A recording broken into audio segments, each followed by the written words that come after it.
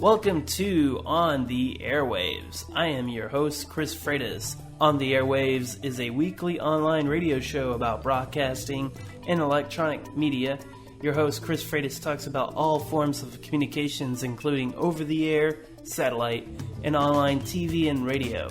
Topics on the show will cover all formats such as AM/FM radio, shortwave, internet radio and podcasting, over-the-air subscription, internet television. And while the majority of the program is solely hosted, guests will occasionally make an appearance. In addition, there will be reviews of broadcast-related gear.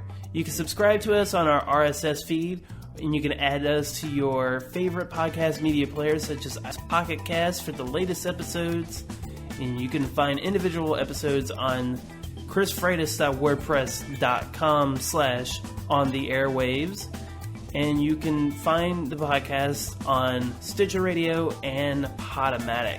New episodes will be uploaded each week on Fridays or at least by 11:59 p.m. Central Time or 0459 or 0559 UTC. And this is Chris Freitas with On The Airwaves. And for those who had subscribed to CFOR, the Chris Freitas on Radio podcast, and you've seen this episode pop up, you probably got the hint that that podcast is no longer available as a regular show. I've decided to cancel it and go back to the original roots of what CFOR was originally about, which was about radio, but I wanted to focus more on broadcasting in general and talk more about broadcasting and electronic media. I kind of seemed to have deviated from that in episodes of late. And since it had been on for about a year, when this podcast became available last year, I've made various changes, and that might have confused a lot of listeners that had listened in. I really can't say that I had a lot of listeners tuning into that podcast. Every week that I have put up an episode, I had a few that would have more listeners, and some were a lot less. There were a lot less people listening in on most of the podcasts. There were a few podcasts that got up. I think there was one podcast that got like about 30 downloads or 50 downloads one day, and then just suddenly dropped to one the next. And there wasn't a real consistency through my episodes that I should have had, and that was okay for a while, but I just kind of wanted to hone it in to a more broadcast related show. I'm not going to do the whole music thing that I was doing on C4, and I just kind of want to start over from scratch. C4 was sort of like a very extended pilot, a very good experiment that I wanted to get better with the podcasting and get it more acclimated to how to get better with audio editing and all that great jazz, and having a better recording equipment. So that's no longer going to be there. However, you might have noticed, for those who had subscribed to C4, for those who haven't, and this is new to you, thank you for subscribing to On The Airwaves. The C4 feed, if you look at it, it's the same as this feed. It's c4.podomatic.com, or it's the same RSS feed. So if you subscribe to C4, you don't have to resubscribe to On The Airwaves. However, you might want to refresh your RSS feed just to get a better, so you could refresh your feed a little bit more. And this will be the very first episode of On The Airwaves. If you had subscribed and noticed the change already prior to me uploading this episode, you will only see but that one episode, which was recorded about 2 weeks ago. I will have on my website all the episodes I've done of C4 in the past year. They will be under my Sample Works page. If you go into that page, you will see it by going towards radio shows. Is right in the top of the page. You'll see it. It'll say Chris Freitas on Radio Podcast full season. It'll bring you to my Dropbox page where it has episodes 1 through 29 in case you want to check them out and maybe want to re-listen to some of the stuff I've done. It's available to the public for anyone who wants to listen. I'll keep those up on there as long as I have the space on Dropbox. But for Podomatic, I'm going to have to take it down because there's only a limited amount of space I can do on Podomatic. And since this is a brand new podcast, I kind of want to start over from scratch. So that episode will be off the Podomatic feed. But if you want to check out any previous episodes of C4, they're on the website. That is chrisfreitas.wordpress.com. But I digress with previous endeavors and want to talk about some of the radio news, broadcasting news out there that has been filtering in the world of broadcasting in the past week or so. First line of discussion is Midnight in the Desert. It is a new radio program that is hosted by Art Bell. Some of you might remember Art Bell as being a previous host of Coast to Coast AM. Of course, now George Norrie hosts that show on a regular basis, and Art Bell's, I believe, goes in from time to time. But he used to be the regular host of Coast to Coast AM. He is having his own show that is similar to Coast to Coast, and it will be available on shortwave and various other mediums. It will be available at least on 2 shortwave radio stations, WTWW and WBCQ out of Monticello, Maine, here in the United States. Now, this show will hit the airwaves later this summer, and like Coast to Coast AM, Midnight in the Desert will focus on paranormal activity, weird kind of crazy stuff like aliens, ghosts, supernatural type of things. Think of it sort of like a radio X-Files. And this broadcast will be on WTWW. The frequency is 5.05 kilohertz or 5,085 kilohertz. WTWW will start airing the show July 20th of this year from 9 p.m. to midnight Pacific time, or roughly 11 p.m. to 2 p.m. Central Time, or 2 a.m., excuse me. And WBCQ will be carrying the show as well on 7,490 kilohertz or 9,330 kilohertz. He will also have this radio program on various other radio stations. In Alaska, you could tune in Anchorage on KOAN at 1080 AM or 95.1 FM. In California, he'll be in Bakersville on KERN 1180 AM or 96.1 FM. Fresno on 1680 AM. Loma Linda on 1050 AM. Needles at 1340 AM.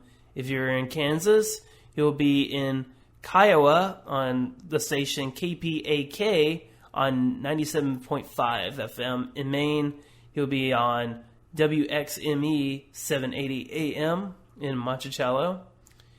If you're in Jackson, Mississippi, he'll be on WYAB on 103.9 FM in Nevada, on KNYE 95.1. If you're in Albuquerque, New Mexico, you'll be on 1190 AM or 107.5 FM KXKS. If you're in Amsterdam, New York, you'll be on 1490 AM. Johnsontown on 90 or 930 AM or 102.9 FM. St. Johnsonville on 1120 AM. If you're in Northwest Oklahoma, you'll be on KPAK on 97.5 FM. And lastly, if you're in Virginia, you'll be on WIKO as 100.9 FM. WBZS 102.5, and WMNA 106.3 FM. And also, some of these stations you might be able to hear on the internet. I know for a fact WBCQ has an online stream, so it's very possible you'll be able to hear the show online as well on the WBCQ internet stream, either their internet stream or the Area 51 internet stream. And also, if you cannot find that, you'll be on the Dark Matter Digital Network. And like I mentioned about the online streams, WBCQ and the Dark Matter Digital Network are found on TuneIn Radio, so it's very easy to find these various streams wherever you're listening. So that will be something to look out for too. There's even a countdown to the launch of the radio show on July 20th. And to find out more about Midnight in the Desert by Art Bell, you can go to the website artbell.com. That is ARTBELL.com. And that will be coming on the air and online in about roughly 30 days from now. So if you're interested in Coast to Coast AM or paranormal type of programming, he will be coming to your radio set near you in about roughly a month from now. So that's something to check out.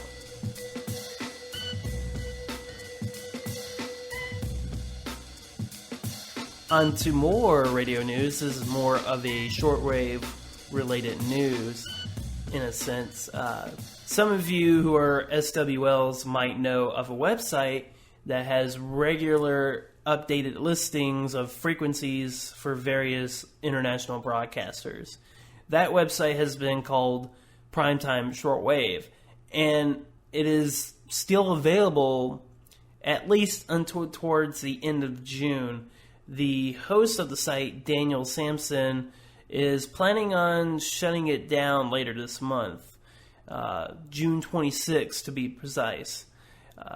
He mentions it is disappointing to have to do this, but it looks like that I, Daniel Sampson, may be discontinuing the Primetime Shortwave website June 24th, where I have the Primetime Shortwave hosted. The front page extensions will no longer be supported, and the cost for their website builder is too high, added to the server space. I expected this day would eventually come since the front page product was discontinued in 2006. I've been doing Primetime Shortwave website for 17 years, and it is getting difficult to find time to work on it.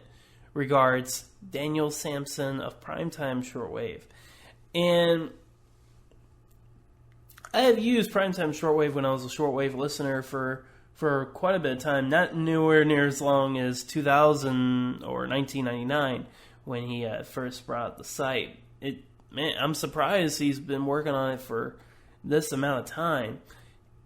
But when I used it a lot, it was actually more of a primary source of me finding the new shortwave frequencies if there were several changes, and it was updated very regularly, almost on a monthly basis. Whenever there's a change, he was really quick into putting it up on his website, and the way he had organized this site for the shortwave schedules was very good. You can sort by time or by country or by region where the shortwave signals were beaming their transmissions.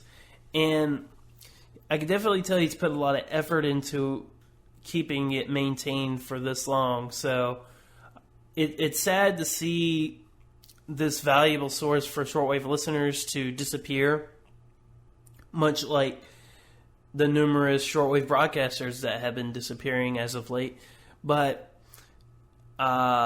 congratulations to Daniel Sampson for keeping it up this long, and thank you for all your hard work as a former shortwave listener, and I'm sure a lot of the radio community is feeling the same. So congratulations for keeping it up this long. Thank you for all of you done, and I wish you the best of luck in future endeavors. And if you continue to do it, that's great as well. But again, just thank you for all of that.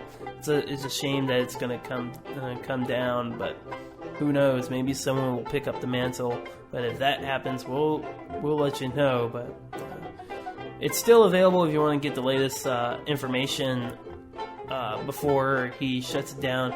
It is primetimeshortwave.com. You can try to get all the latest frequency updates before that site goes down. It's still available, and it will be for at least another week or so. So do check it out before it disappears for good. Who knows?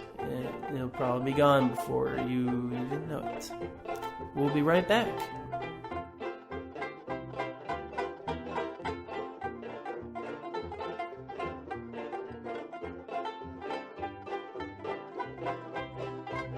Finally on the show today, I'm going to talk about a radio that I once had about roughly 2 years ago. It was a multiband receiver made by Tecsun. No, it is not the famous PL-390, although I did once have that, and fantastic radio. I've actually done numerous reviews on this thing. So many reviews. It's on my website for if you want to check those out, chrisfreitas.wordpress.com. Actually, the review I'm going to talk about is also on my website. If you look in February 2013 on my archives page, I wrote a review. It's also on PCJ Media. And the radio that I'm going to talk about is the Tecsun PL-390. It was a very small receiver, but for that size and for what it could do, it was well worth the price, which was like $60 US, and it's still available online. And again, before I continue, when I got this review radio, it was given to me by Keith Perrone of PCJ Media, so I want to give a shout out to him for sending me this radio that I've had. I managed to donate it to someone who was an avid shortwave listener not long after I had it, because I was very content with my PL-660 at the time, and I felt like someone will definitely benefit from having this very good radio. Now, the PL-390 is among a plethora of Chinese radios to flood the market in recent years.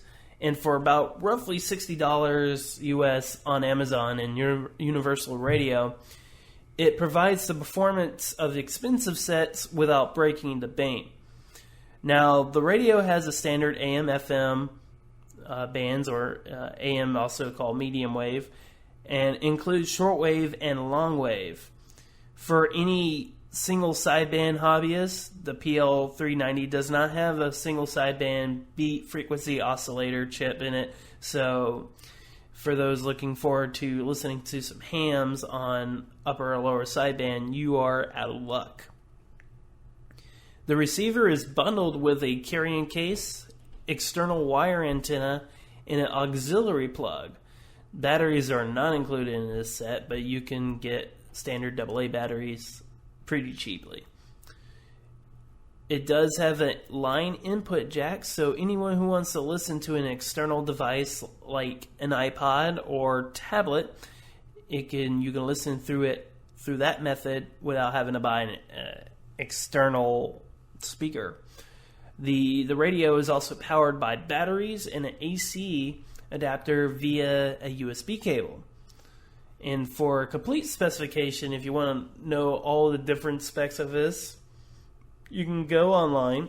SWLING.com has a complete rundown of what this radio has to offer. Now, those who are hoping for synchronous detection are out of luck. Basically, what synchronous detection is, in case you don't know, is a method of where signals can be split up into two bands, and if there's a signal that's fading, synchronous detection compensates for that by adjusting that frequency to match the one that's perfectly in sync. It's complicated, but It's what it tries to match, and what it will do is reduce fading, reduce interference by switching to another band of that frequency.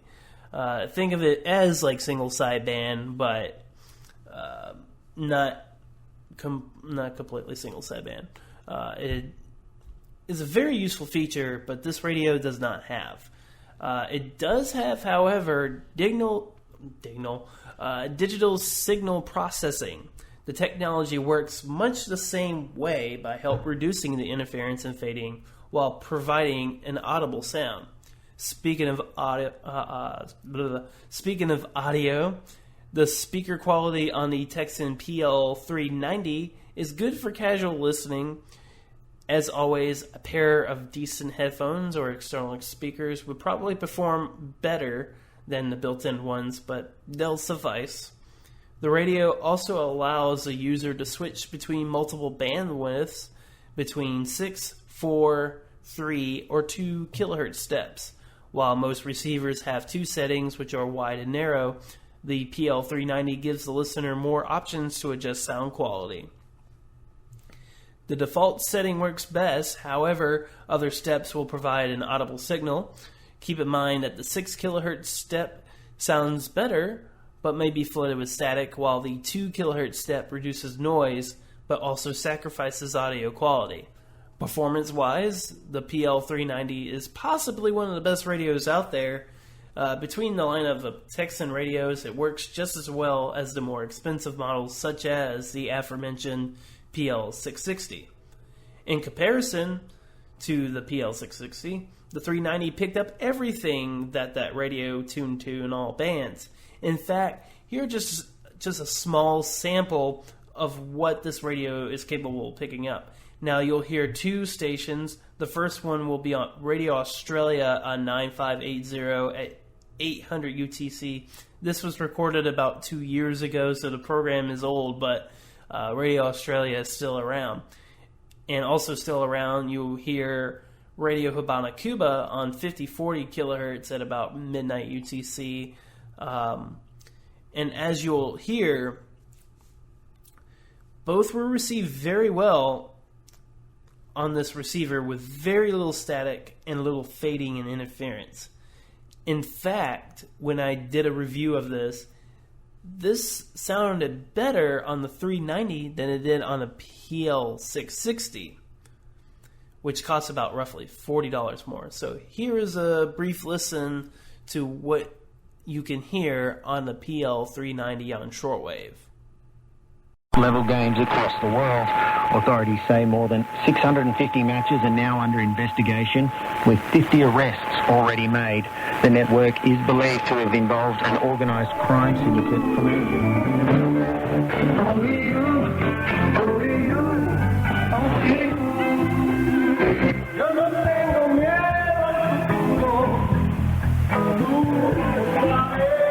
Impressive, huh? For like a radio less than $100, that's very good audio, really good audio. And while it does not compete with the more DXing type of rigs, like say the Satellite 750, it does hold its own against others over the $100 price point. Now, this little review of mine does not belittle the value of radios such as the PL660, the Sangen ATS909X, or the E10 E5. Those radios are great for multiple reasons. However, the PL-390 is a great travel radio with the same performance and half the price. It does lack certain features like single sideband and synchronous detection. But however, sound quality, reception performance, the auxiliary audio ports, and DSP, I said it again, digital signal processing, more than makes up for it. In addition, you can find this neat little radio, as I mentioned, on Amazon.com and also on Universal Radio. There's another store you can find this, and that's anon.co. He's also available on eBay, but he's got his own website, anon.co. So if this is a radio, if you're looking for a shortwave radio or just a multiband radio that's pretty inexpensive and offers a really good performance, this is definitely the way to go. I would highly recommend it for those who are shopping for a multiband radio on a cheap that's just below $100. However, with that being said, there are better radios. In fact, since this particular radio has come out, there's even a better one that performs just as well, maybe not better, although I've never had the experience or pleasure to use this radio, and it has similar features to the 660 as well, and that's the PL-390. From what I've been told and from what I've heard and seen on the internet, it's a very darn good radio. So if you can afford about maybe $100 more or so than what this price of this little radio can do, it might be worth your interest to check it out. But again, if you want to see the written review of the PL-390, you can find it on my website, chrisfreitas.wordpress.com. It's in the February 2013 monthly archives, but you can also find this review still available on pcjmedia.com. It's still available there for reading consumption as well. If you can't find it on my blog, you can find it on that site for sure. Well, this does it for the first episode of On The Airwaves. And again, you can check out the podcast on chrisfreitas.wordpress.com. The podcast is also available on various places. You can find the podcast on iTunes, Pocket Casts, Stitcher Radio, and Podomatic. I'm going to try to get this on TuneIn Radio as well, but we'll see what happens with that. And on episode 2, I'm actually in the process of reviewing a radio I just recently purchased, and I'm going to do a video review / unboxing of this in the coming weeks. Once that gets edited and put together in a neat little package, I will upload it online and let everyone know what the deal is with that review. That will be a video review, but I also will do an audio version on the next episode of On The Airwaves. And this radio, it's not a shortwave radio, but it's made by a very well-known company called Sangean. Now, some of you will know the ATS 909X or ATS 909 series. Sangean has made very phenomenal radios in the past. They used to make radios for Radio Shack. And a radio I recently purchased is the WR22. Basically, it's an AM/FM radio with a very good sound. I'm still going through the paces of it. However, there is an additional feature with it that interests me a lot, and that was Bluetooth. And a lot of devices you see these days are Bluetooth enabled. Smartphones, laptops, tablets, game systems. These things have Bluetooth, and you can connect wirelessly between them. And if these devices run, say, TuneIn Radio app or music, podcasts, you pretty much have yourself a nice little internet radio. And I just have to say, it is a very good one from what I've tested so far. I'm very impressed. For the longest time, I've been using a Jambox Mini, which that's good in its own right, but the sound quality just beats it completely out of the water. Anyway, it's also got a USB port, so you can plug in MP3 players and also an auxiliary input where, say you had a CD player you want to hook up to it for whatever reason, or any other audio source that's connected to it. Even a shortwave radio for a better speaker that has it. But I will go more into detail about this tabletop receiver, the Sangean WR22. I'll talk about it on episode 2 of On The Airwaves, and more broadcasting news to come. So do check out episode 2 of On The Airwaves next week. But again, you can find the podcast at chrisfreitas.wordpress.com. If you have any questions, suggestions, or just want to shoot me an email, you can email me at chrisfreitasonradio@gmail.com. That is CHRISFREITAS on or at or CHRISFREITAS ONRADIO @gmail.com. The podcast is also available on social media such as Facebook. We have a Facebook page. It's On The Airwaves Podcast, and the website is www.facebook.com/On The Airwaves Podcast. You could also just search On The Airwaves on the Facebook search engine, and it will bring you to that page. Now, if you already subscribed to C4 on Facebook, you'll notice the change immediately. So that's basically what it is now. But again, thank you for listening to this very first episode of On The Airwaves, and also for previous C4 listeners. Thank you. Subscribe to it in the past year. I hope you will continue to listen to this podcast in its new and updated form. Thank you so much for your time. Until next week, glad to talk more about radio and television and anything in the broadcasting world.